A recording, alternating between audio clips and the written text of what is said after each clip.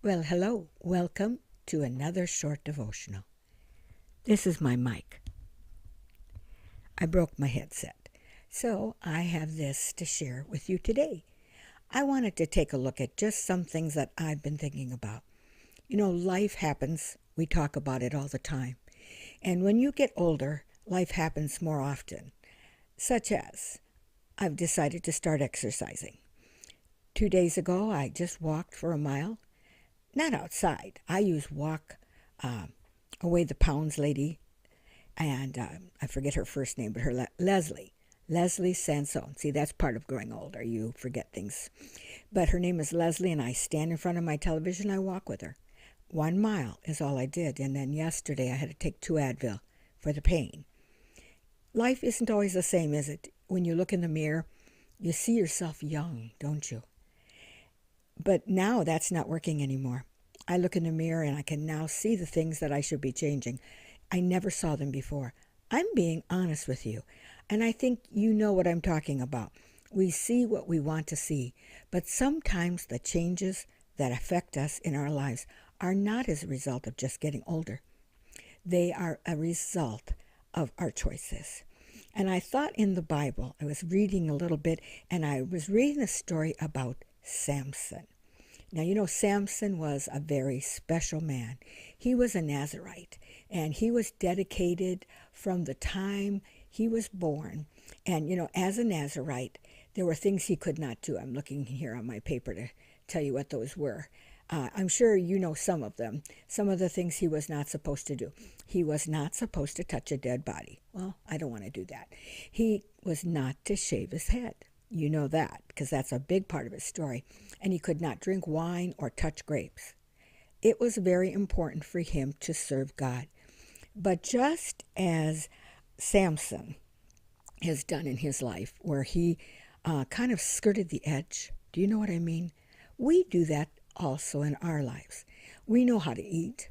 We just think, well, that piece of cake, it's a birthday. Oh, those chips, I'm tired and I want to eat. That's my big problem. I love to relax, and when I get tired, I want to eat. Instead of going to bed, I eat. Well, I'm getting off track of my devotional. So Samson thought nothing had changed in his life, just as you and I do sometimes. We think nothing's changed. I can still do those things. I can still eat bad and sit in my chair and not move. Samson thought all he had to do was shake himself, didn't he? And his strength would come back from the Lord. Well, the truth of the matter is he had his head shaved, didn't he? By skirting around with women he wasn't supposed to be with, drinking, doing other things, allowing her to play with the very power, the symbol of power, not the power. His hair wasn't his power, but it was a symbol of his power. And we know that when he got up to shake himself, the Bible said, things did not work like they did. And I thought about that. I thought, we do that. We live our lives thinking, I can live like I want, do what I want. And then when things start falling apart, we try to shake ourselves spiritually, and things don't work because our walk with God is perhaps not encompassing all the things that concern us. Do you know God cares about everything you care about? He truly does. And he doesn't want you to play the game where you only allow him in certain areas of your life. Do you know that David got older? I was reading the other day when he talked about being older, and it really surprised me. I never thought of David as getting older, yet he did. And the Bible tells us in Psalm 71, he talks about it. He talks about being older. Psalm 71:18, he said, now also when I am old and gray-headed, O God, forsake me not. He knew he was going to get old, and he did, and we do too. So we have to take everything to God, everything. And I know this is kind of a short devotional, but I'm trying to get some things to you that get you to understand that do not leave God out of any area of your life. God says to us that when we are weak, he is strong. Did you know that? That we can be strong in God's strength, not our own. 2 Corinthians 12:10. Therefore, I take pleasure in infirmities, in reproaches, in necessities, in persecutions. He's saying, even in these horrible things, I take pleasure. Let's say that again. I take pleasure in infirmities, sickness, reproaches. You know what that is. In necessities, having need, in persecutions. We're certainly persecuted now as Christians, aren't we? In distresses, in times of trouble, for Christ's sake. So the things we do that please God, he said, for when I am weak, then I am strong.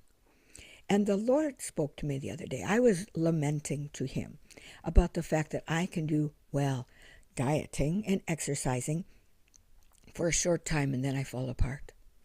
In fact, as I mentioned earlier, when I'm tired, I want to eat. Instead of going to bed, I would just think that if I eat, I can stay up a little bit longer.